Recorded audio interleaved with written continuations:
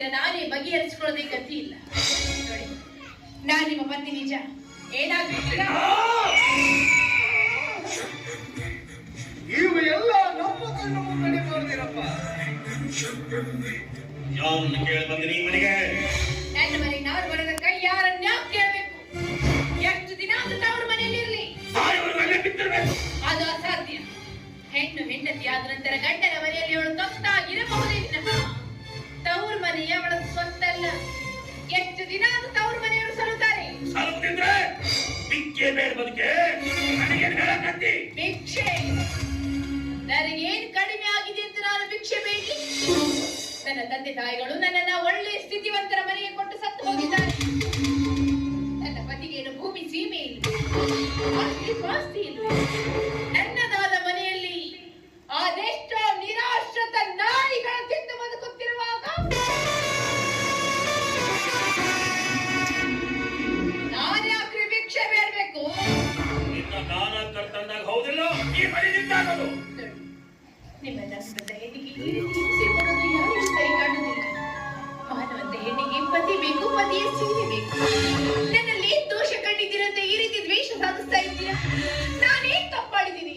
ಇನ್ನು ಏನ್ ತಪ್ಪು ಮಾಡ್ಬೇಕಲ್ಲ? ಇನ್ನು ಏನ್ ತಪ್ಪು ಮಾಡ್ಬೇಕು?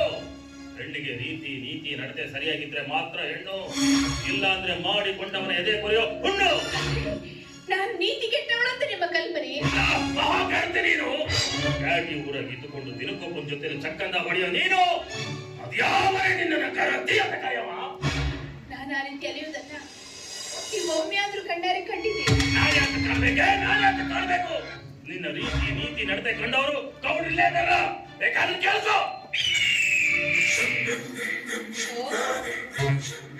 ನನ್ನ ಪುಷ್ಪ ತಲ್ಪದಲ್ಲಿ ಈ ಕಾಳ ಸರ್ಪ ಅಡಗಿದೆ.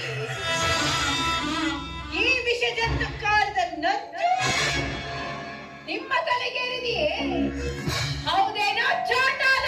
ಇನ್ನು ಬಾಯ್ ಬಿಟ್ಟು ಮೆಟ್ಟಿರಿದ್ದೀನಿ. ಯಾಕೆ ಅಂದು ಪೂಜೆ ಮಾಡಿದ್ದು ಸಾಕಾಗಿಲ್ವೇ? ಆ ದೇವಿಗಾಗಿ ನಾನು ನೀತಿ ಕೆಟ್ಟವಂತ ನೀತಿ ಕಟ್ಟೆಯವ್ರ ಮುಂದೆ ಮತ್ತೆ ನಾನು ಧಾರವಾಡದ ಕಾಲೇಜ್ ಕಲಿಯಾಗಿದ್ದಾಗ ನಿನ್ನ ರೀತಿ ನೀತಿ ಕಣ್ಣಾರೆ ಕಂಡದ್ದು ಸುಳ್ಳು ಅನುಮತ.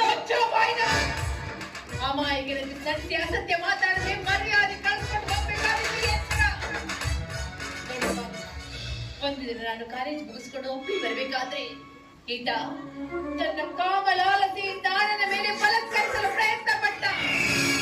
ಅದಕ್ಕೆ ಪ್ರತಿಯಾಗಿ ಇವನಿಗೆ ಚಪ್ಪಲ್ ಕಾಣಿಕೆ ಕೊಟ್ಟು ಕಳಿಸಿದ್ದೆ ಅಲ್ವೇನೋ ಚಾಟಾರ? ನಿನ್ನ ಹೆಂಡತಿಗೆ ತಿಳಿಸಾರ ಪರಿಸ್ಥಿತಿ ವಿಕೋಪ ಬಂದೀಗ.